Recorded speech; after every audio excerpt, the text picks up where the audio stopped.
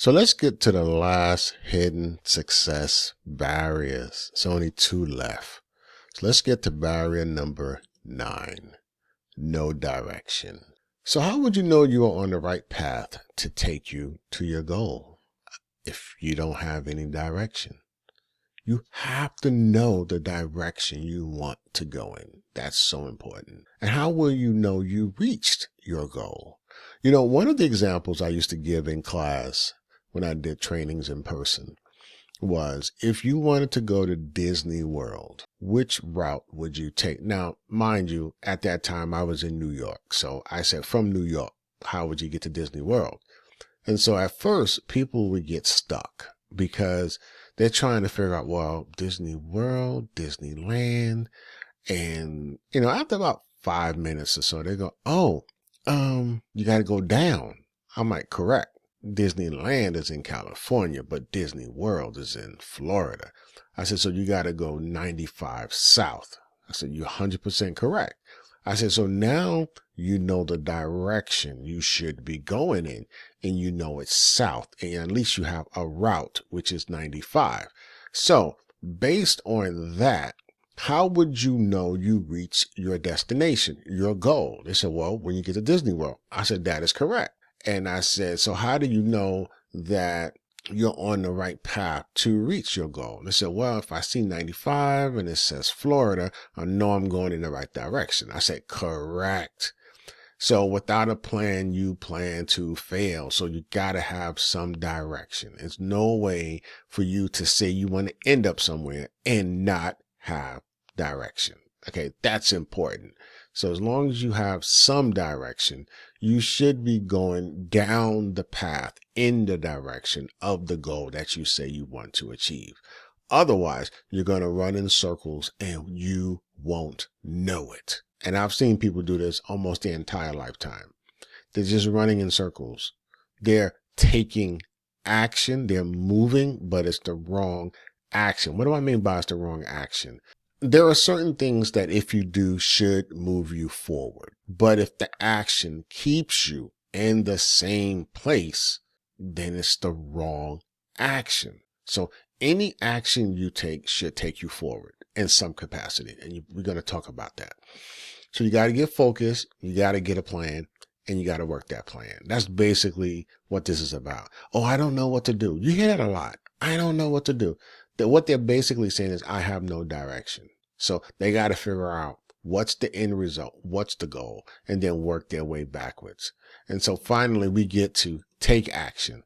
And so it's always best to act, even if it's the wrong action, than to take no action. So I already established the wrong action is when you take action and you do not move forward. Why is that important? Because if you take the wrong action and you realize I'm not moving, guess what? That means that particular action that you took is not working.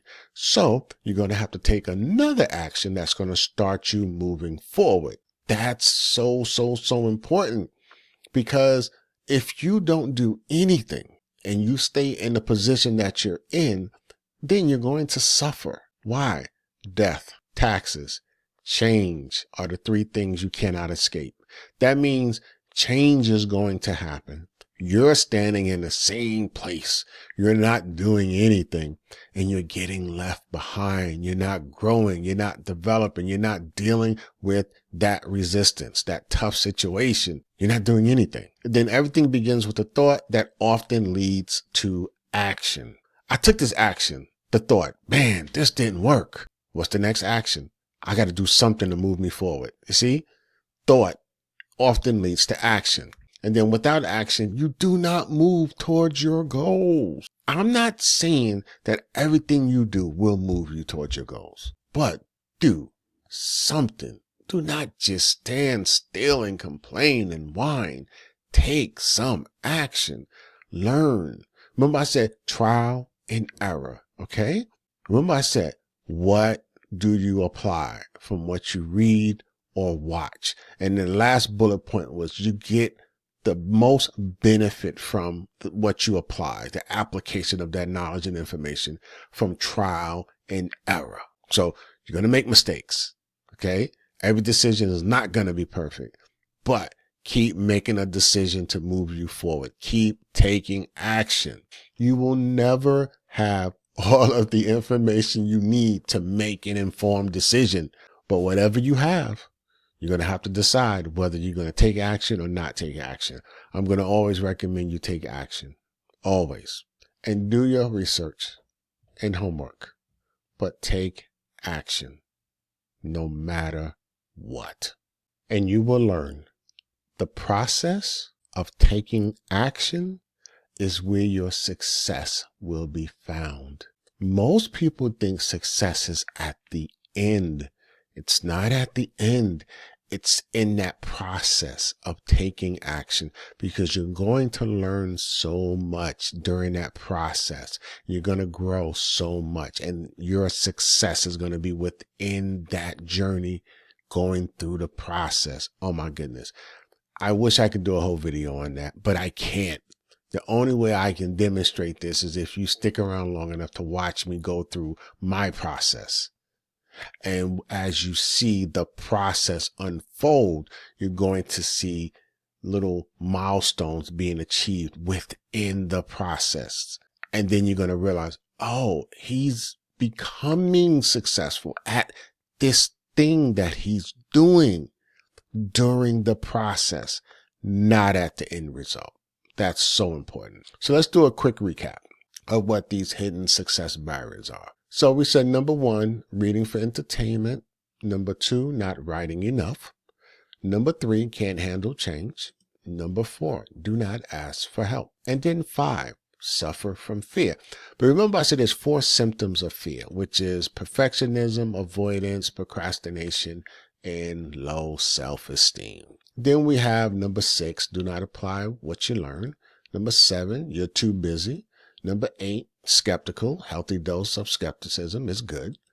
Number 9, no direction. And number 10, just take action. As simple as these 10 barriers are, if you're able to reduce or eliminate all or most of them, you will start to, 1, feel better, but 2, move towards your goals. And it's just getting rid of these is going to help you move towards your goals. You're going to have more clarity of thought.